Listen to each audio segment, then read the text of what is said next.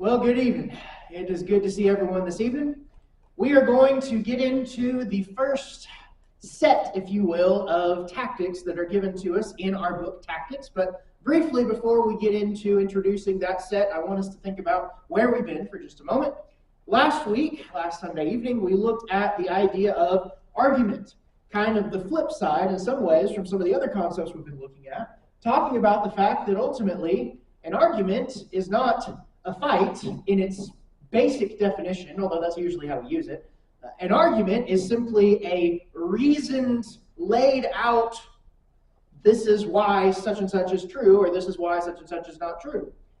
And although we don't want to be the kind of people who are starting quarrels or fights, as much as we can help it, right? As much as within you, live peaceably with all men. But on the other hand, as much as we don't want to do that, we've got to have an argument. Meaning, we have got to have laid out in our minds, this is why I believe what I believe. Now, first of all, we've got to have that for ourselves. If I believe something and don't know why I believe it, well, I've got a problem. I need to know why this is true. I need to be able to look at Scripture and say, this is why I can know this is true. This is why I can understand that this is in fact what the text says and this is how it should be applied. We need to know that for ourselves, and then we need to know that because we need to know where we're trying to take people as we are engaging them. Now, that doesn't mean necessarily we just hand them the argument, because a lot of times that won't be super effective, which is why we're talking about tactics, how to tactically approach people in a way that the argument's there, but maybe we're not just spelling it out line by line. We're helping them discover the argument for themselves by the use of questions. So we talked about that last time. Now, we're going to talk about the tactics today. Now, I say that we're going to talk about the tactics. We're going to start talking about the tactics today. We're going to talk about something called Columbo, because that's what the author calls it. The group of tactics that we're going to address for the next 3-4 Sundays that we're going to go through in detail, he calls it Columbo. But before we get into the idea of Columbo, you're already going, well, what does some random crime show have to do with what we're talking about here? Well, we'll get to that. But I want us to think about a question as we begin this. How much time do you think you have in an average encounter with someone, in a conversation? How much time do you think you have to turn a conversation the direction it needs to go? So let's say an issue gets brought up, and oh, here's an issue that's been brought up. I need to try and turn the direction that this person is thinking in the right direction on this issue. How much time do you think you have? Any guesses?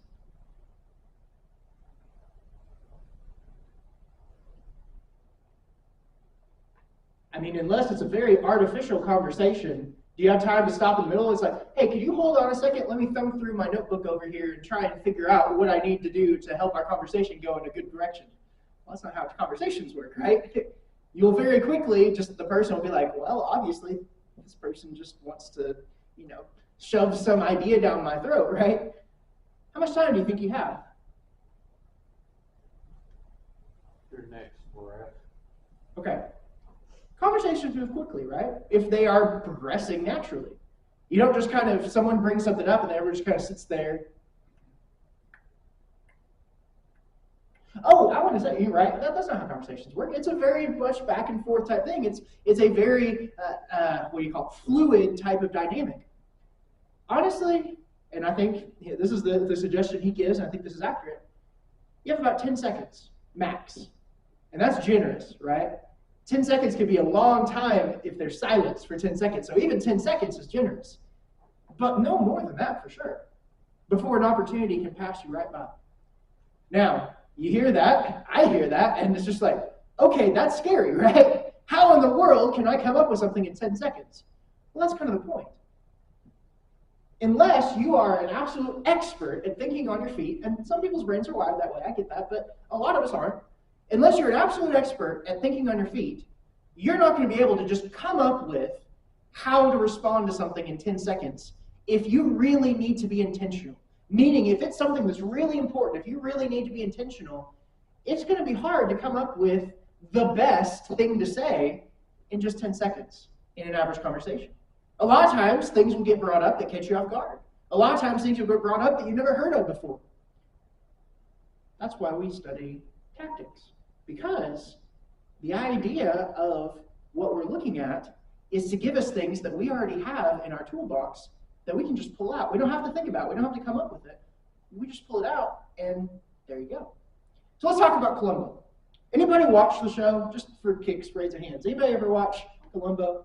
Okay, a pretty popular show, ran for a while, had a lot of good ratings and everything. What is Columbo known for? And if you say solving crimes, that's not what I mean, okay? What is Columbo, as opposed to the million other crime shows, what is Columbo known for? All the dumb questions they always ask all the time. Okay. I haven't watched a whole lot of Columbo myself. I've just seen bits and pieces here and there. I need to remedy that. I'm actually very interested, but it's just, there's a million things to watch nowadays. But he has this tendency to just kind of be like, I'm sorry, but something doesn't, maybe you can help me out, right? I just have one more, can I just ask one question?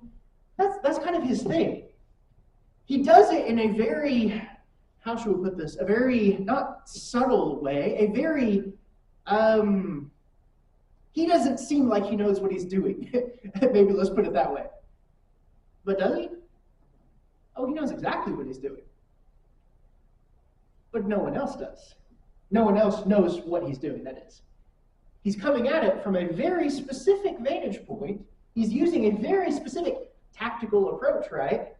To get people to let their guard down, to appear to not be threatening, but also to move things in the direction they need to go. That's the reason why the author chose to name this group of tactics Columbo. Because he's suggesting we approach things in a similar way. As we've already talked about, so I won't go into this a whole lot, we've already talked about this some, but the idea is we can use certain questions and we can approach conversations having these questions already in our back pocket, ready to pull out at any time. And we can just say, well, okay, I hear what you're saying. Could I just ask one question? And use that tactic. Now, let's think about an example. It is not rational to believe in God. There's no proof for God. There's no proof for the supernatural, for the divine. That's not an uncommon statement by people nowadays. I wish it were, but it's not. It's not rational to believe in God. If that were to be brought up, and it's, again, many ways that could be brought up, you could perhaps encounter this, certainly you'll encounter this in writing in many different venues, and usually you're not going to really have the chance to respond or have any kind of conversation with the person who writes it down, but you'll also sometimes just hear this kind of idea in one sense or another from people. Someone will say something along the lines of, well, there's no proof for it. You believe in divine Santa Claus, like, well, it's irrational, right? People will say that in all sorts of different ways, and depending on the setting you're in and the area of the country and different things like that, it's more common. How would you want to respond to something like this? If you weren't going to respond with a question, what might be your knee-jerk response? It's not rational to believe in God. There's no proof. Oh, yeah? Yeah, there is, right? I mean, obviously, if someone says something that cuts to the core of everything I believe, my initial response is, you're wrong. Let me tell you why you're wrong. Or, oh, really? You're so smug about this. I want to show you that you're wrong. I want to prove you're wrong, right? Now, depending on the person, there might be a few people that kind of enjoy some banter about it, even as they're attacking your faith. But a lot of times, just coming straight out and saying, oh, you're wrong, let me tell you why you're wrong, might shut some doors, even if you're correct. What else might be a knee-jerk response?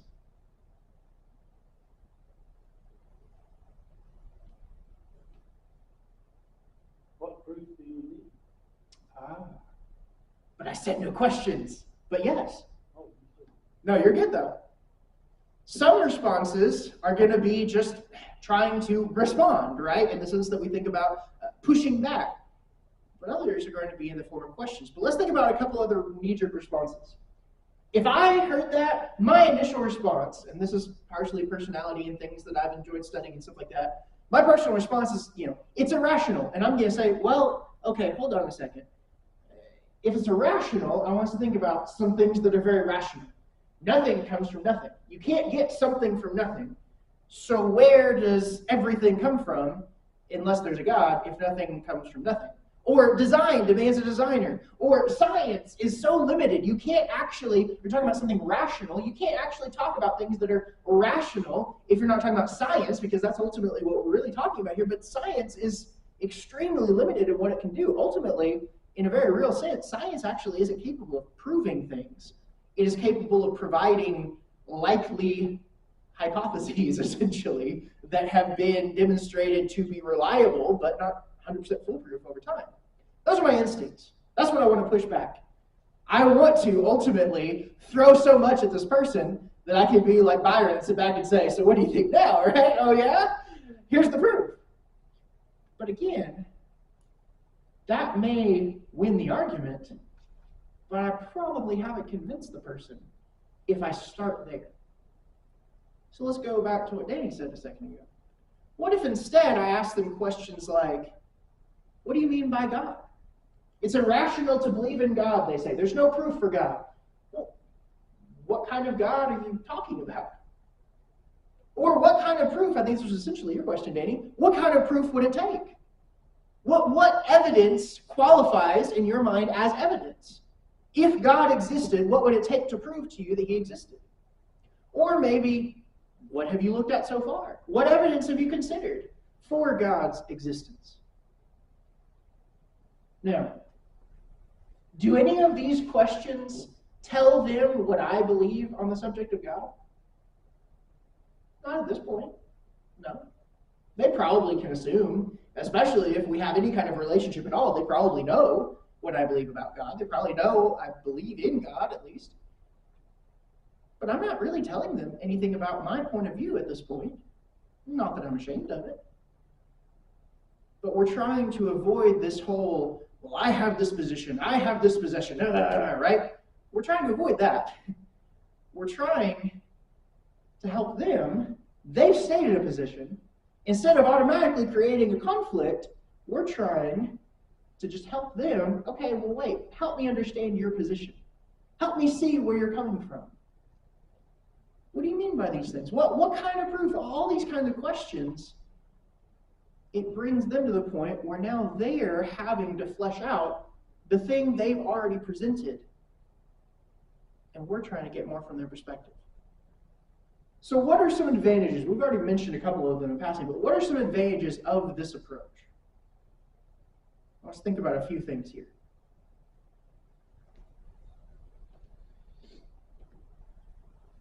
Get them to express what they really mean. Okay, you get them to express what they really mean. If someone says believing in God is not rational, you think they came up with that statement on their own? That's a talking point if I've ever heard one, right? That's just something that people throw out there when they want to dismiss an idea. Oh, believing God is irrational, right?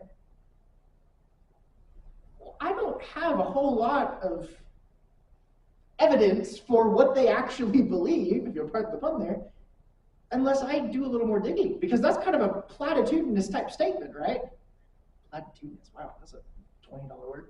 But you get the idea. That's just kind of a general, generic, just kind of throwaway statement. I want to know more. And I don't want to assume that I know exactly what they mean by that, because people use that phrase all the time in all sorts of different ways, obviously all related to the same idea, but still, I don't know exactly where they're coming from. So I want them to flesh out for me more, well, what do we got going on here? What else? What are some advantages of this approach?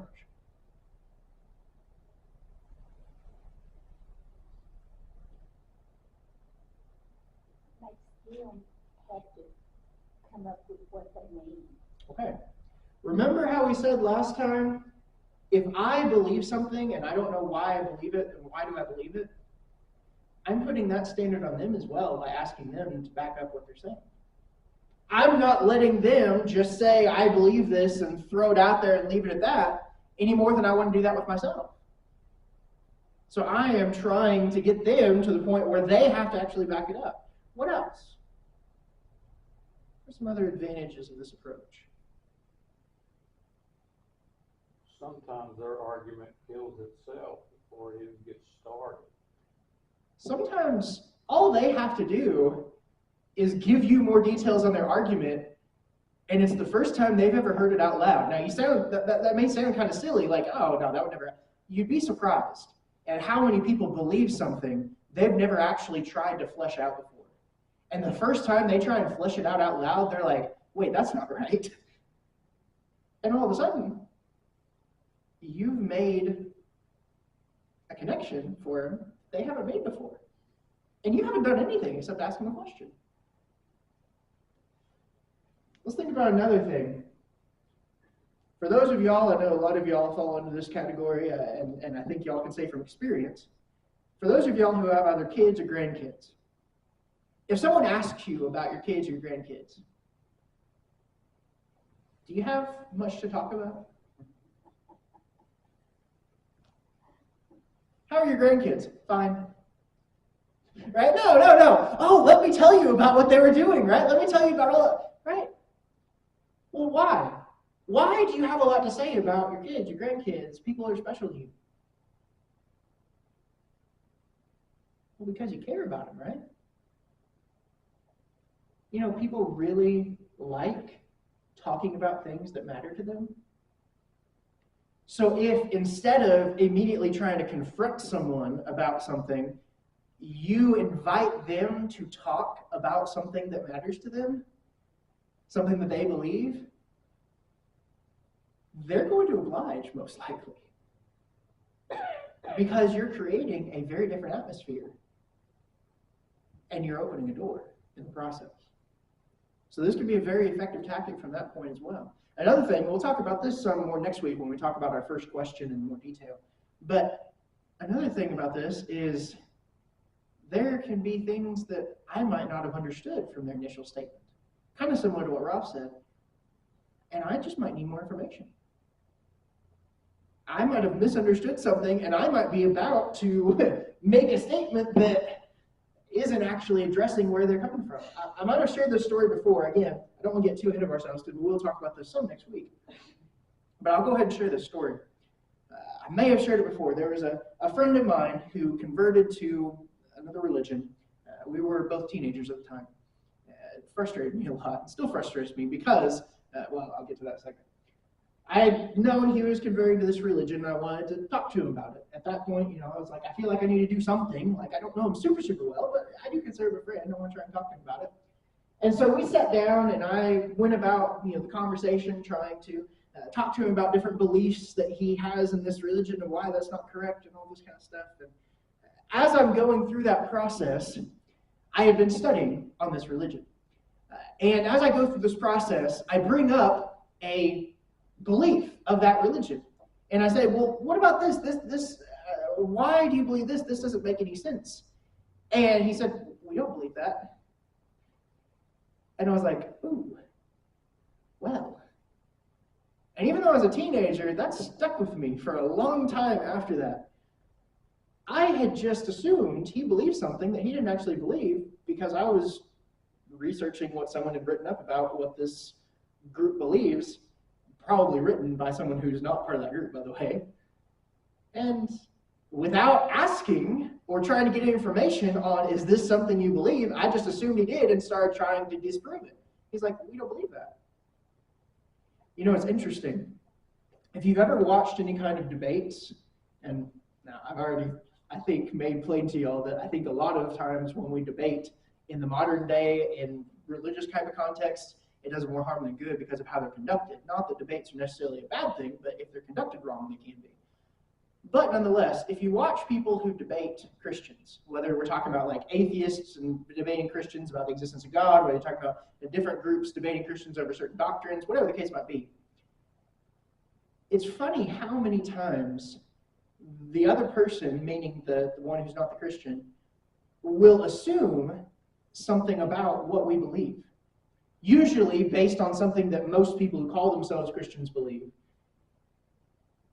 You know what that does for the Christian in the debate? If someone says, well, this doesn't make any sense because blah, blah, blah, blah, all the Christian has to do is stand up and say, you're right. That makes no sense. I don't believe that. The Bible doesn't teach that. You've just handed the person that the opponent, right, has just handed the Christian on a silver platter a fantastic way of finding common ground, getting on the same page, even like we've been talking about on Sunday mornings with relating to people. All because they didn't actually do their homework and just listen to what the person actually believes. So there's so many advantages to this approach. We'll flesh that out more as we go through the 3 specific questions that are part of the Columbo tactic. But I want us to just kind of be thinking in terms of how this can be so helpful. But again, we come back to the 10 seconds, right? What if I can't come up with questions like this on the spot? Well, that's the whole point. There are 3 questions that are included in this list of Columbo tactics. We're going to look at each question individually as we go through this class over the next few weeks. 3 weeks, I guess, right? Or 4, I guess, because we'll be gone one of those weeks or have birthday anniversary. But we're going to look at each question individually because there's a lot to unpack. But ultimately, it's 3 simple questions. Those questions can be fitted to any circumstance. Those questions can work with any conversation. Those questions can be slightly reworded. You don't have to do the question verbatim, although it can work if you just do it verbatim. But if you simply memorize 3 short questions, you can use this approach in any conversation. It's as simple as that. Now, these questions, they're not anything profound. They're just simple ways of accomplishing what we're trying to accomplish here. They boil down ultimately to 3 purposes, 1 for each question. They're helping you to either gather more information, like we said, I want to understand correctly what this person believes. They're also sometimes designed to reverse the burden of proof. It's kind of a fancy term from like debate or law. Basically, it just means you're the one who has to prove something, I don't. You're the one who made the statement, so you have to prove it.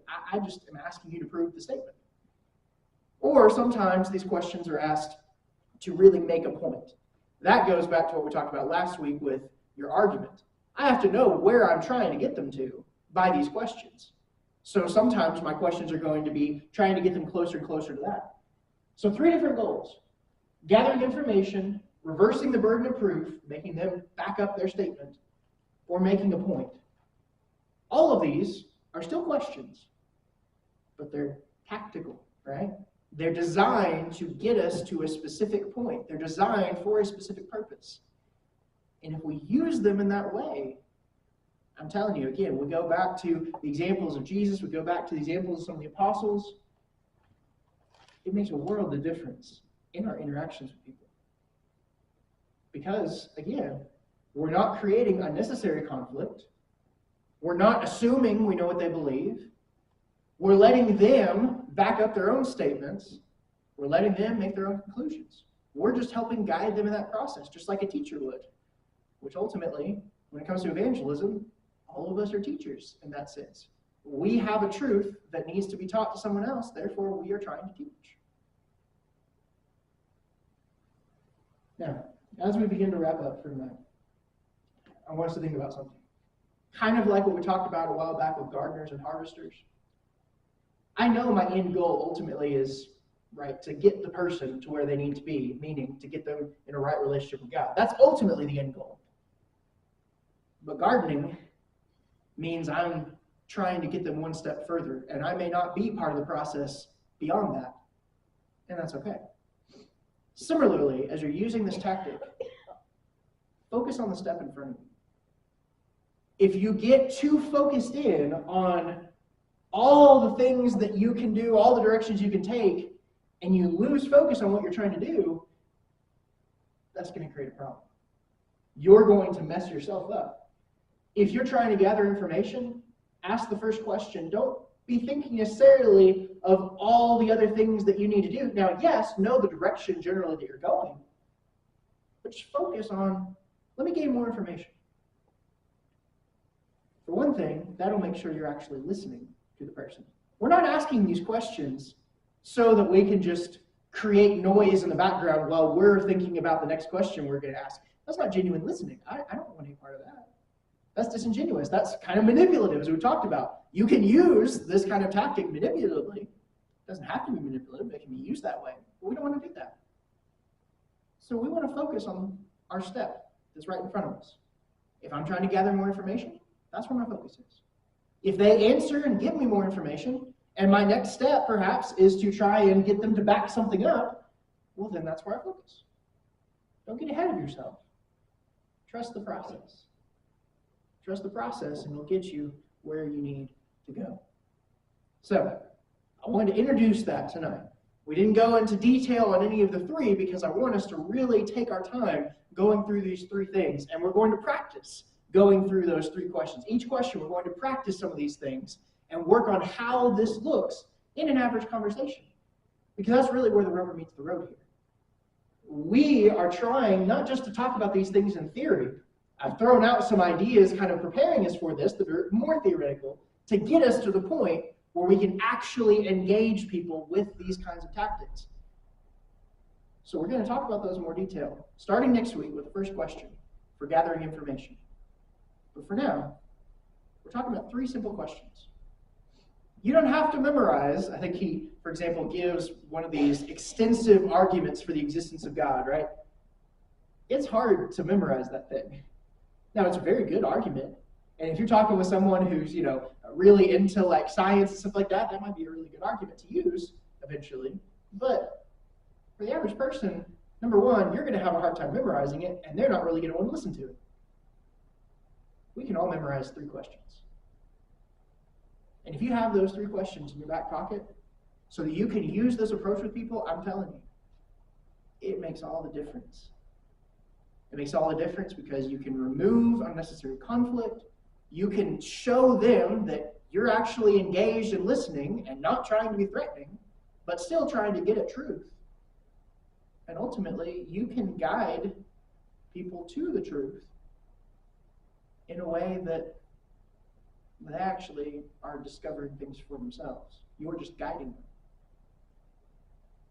Any thoughts, any comments before we close for this evening? Well, again, I hope this is beneficial. Next week, we're going to start in on that first question, and we're going to really dig in there and practice it as well. And I'm looking forward to that. If there is any way that we can help you, any way that we can encourage you or pray for you tonight, please let us know as we stand, as we sing together. More love to